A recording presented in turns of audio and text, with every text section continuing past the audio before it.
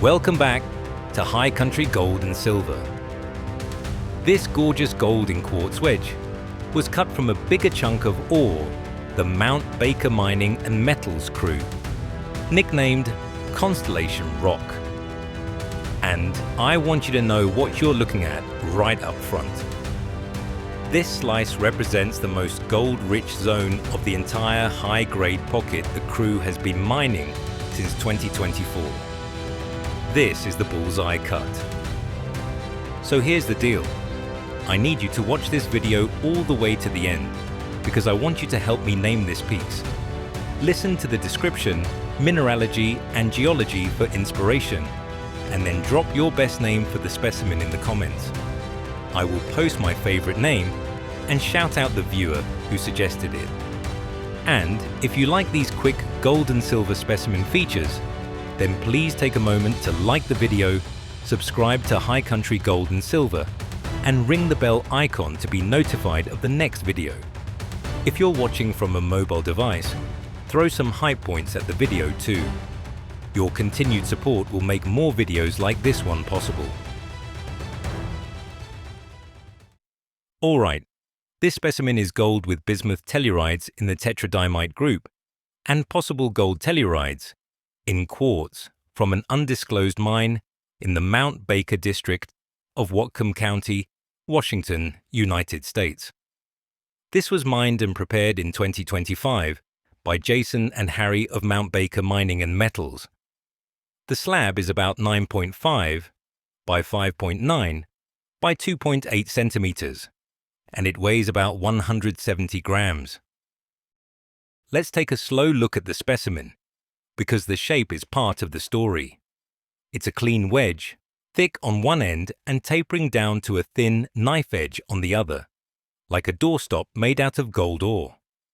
That wedge cut gives you a natural cross-section through the pocket zone, from the richer Telluride ore into cleaner white quartz. On the main face, the gang is about half classic milky quartz, bright white with that cloudy translucence, and half orange to cinnamon iron-stained quartz with a dense sprinkling of steel-grey Telluride mineralization.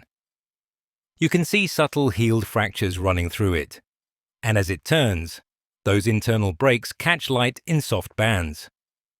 Now lock your eyes onto the metals.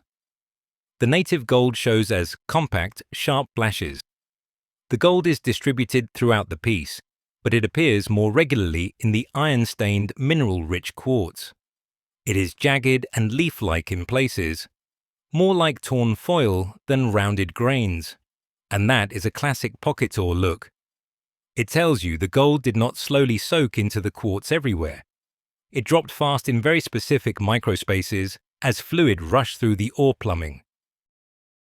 Then you have the bismuth tellurides. These show up as steel-grey, mirror-bright plates and specks scattered through that stained zone, like tiny shards of broken mirror embedded in the quartz. They are not brassy like pyrite, and they are not dull like a lot of common sulfides. They are bright, metallic, and platy, and they cluster where the staining is strongest. The label also notes possible gold tellurides.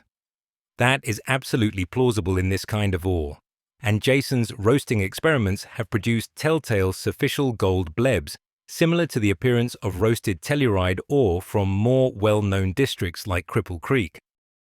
As the wedge rotates to a back and side view, you can really read the structure.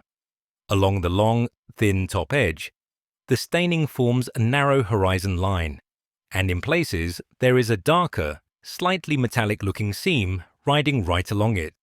That's the fluid highway. That's where the fracture repeatedly opened, got sealed by quartz, and then got reopened just enough for later pulses to move through. Down below that seam, the texture becomes rougher and more sugary, with uneven crystal breakage and a more granular look, like the quartz grew into open space and then got snapped later. That contrast between smooth, sealed quartz and rough, open space quartz is exactly what you expect in a high-grade pocket zone. In a hydrothermal gold quartz vein, hot fluids move through fractures. When pressure drops, When the fluid cools, or when the chemistry shifts, metals can no longer stay dissolved, and they precipitate right on the fracture walls. If the system is carrying bismuth and tellurium along with gold, you can form telluride minerals at the same time the gold is dropping. That is why this slab is so special. It is not just common gold in quartz. It is gold with a telluride signature, and that tells you the fluids were chemically distinctive, not generic. This telluride chemistry is a hallmark of the Mount Baker district, and this is why pocket ore is so dramatic. It is not evenly mineralized. It is a short-lived sweet spot. A tiny volume of rock where the vein reopened, the fluid flashed or reacted, and the metal precipitated fast. When you see the gold clustered near a stained seam and telluride plates peppered through the same band, you are looking at that sweet spot, preserved. From a collector's standpoint, this wedge is a perfect teaching slab. It's compact enough to hold in one hand, but it shows 3 high-value lessons in one piece. Visible native gold that reads instantly, bismuth tellurides that scream unusual chemistry, and clear structural zoning that you can trace with your finger like a map. So now it's your turn. Leave a comment below with your suggested name for the specimen and tell me what inspired it. And if you enjoyed this video, tell me what you want next.